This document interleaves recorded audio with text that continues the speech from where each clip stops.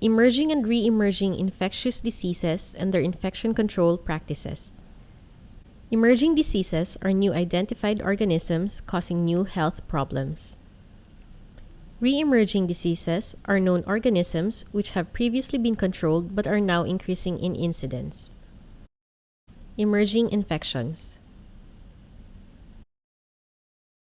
Factors that contribute to emergence include mutation of known agents, changing human demographics, and changes to the environment.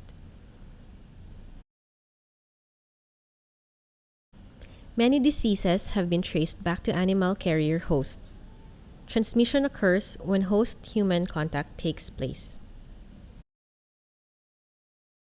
New diseases have emerged over the past 30 years. These new diseases have had a major impact on health and medical costs. It has also demonstrated the impact of the movement of people on the spread of disease. Coronaviruses are named for their crown-like appearance under electron microscope. They are responsible for the outbreak of many new types of influenza-like illnesses. They are found worldwide, transmitted through person-to-person contact, and droplets. The first case of SARS occurred in 2003 in Vietnam. A third of patients with SARS developed respiratory failure.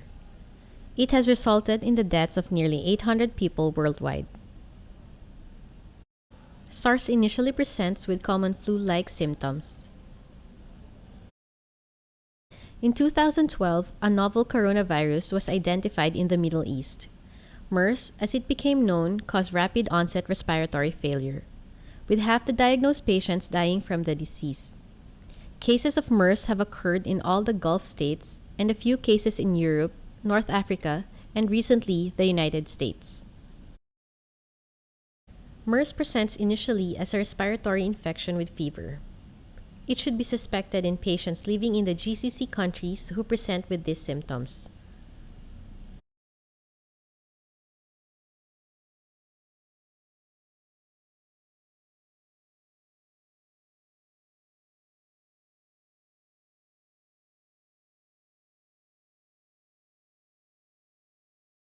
Potential transmission can occur when a healthcare worker is exposed to aerosolized droplets from the patient due to coughing, airway procedures, and suctioning. 2014 has seen a sudden rise in the cases of MERS, indicating a potential for an epidemic.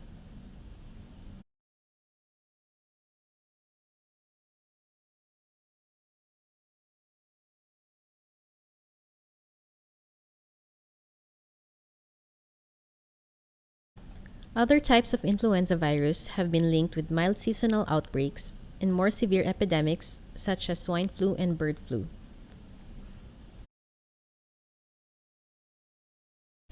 Transmission can occur from wild to domestic birds, with subsequent transmission to pigs or human, resulting in symptomatic disease. The infection may produce generic flu-like symptoms. Transmission occurs via droplet and contact with infected persons. Not all types of flu produce mild symptoms.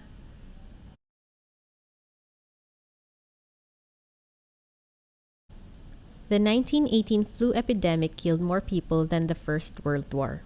It was followed by other epidemics.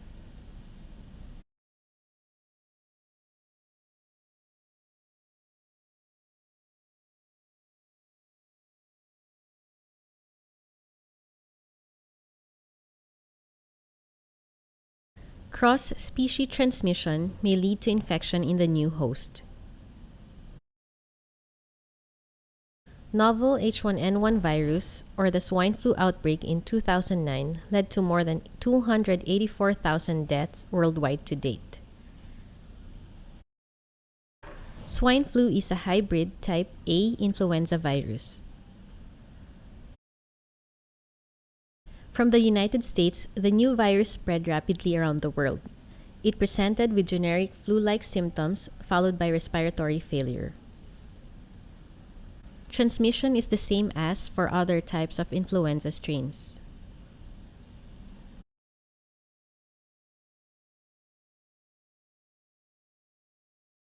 Re-emerging infections. Diseases that were previously controlled have been associated with new epidemics.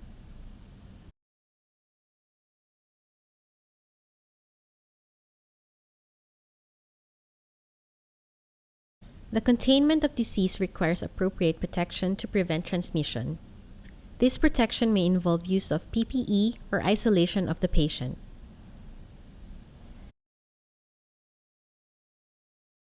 Transmission is limited by standard precautions and specific precautions based on the mode of transmission of the disease. Standard precautions should be used for routine care of patients.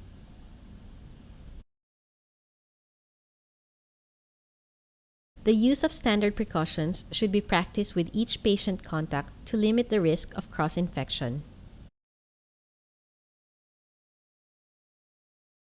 Use standard precautions when exposed to blood or body fluids and procedures that are high risk for splash.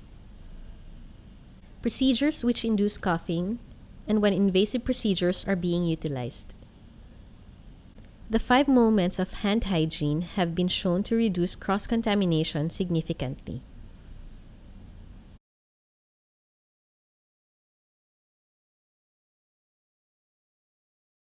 Staff should practice and advise patients to practice cough etiquette when respiratory infections are suspected.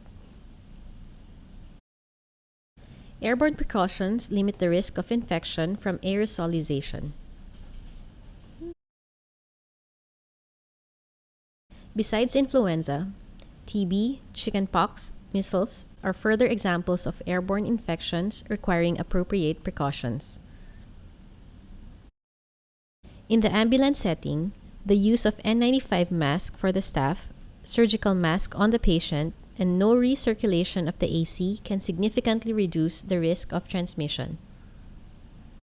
Contact precautions should be used in cases where transmission can occur via contact with contaminated body fluids or blood. Contact precautions include the use of gowns and gloves.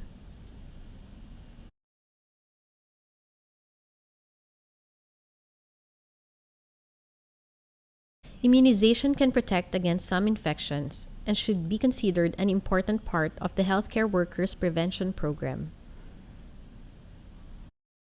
Finally, if you become sick, avoid contact with other staff and patients until you are free of symptoms, to avoid becoming the bearer of bad germs and contaminate other people.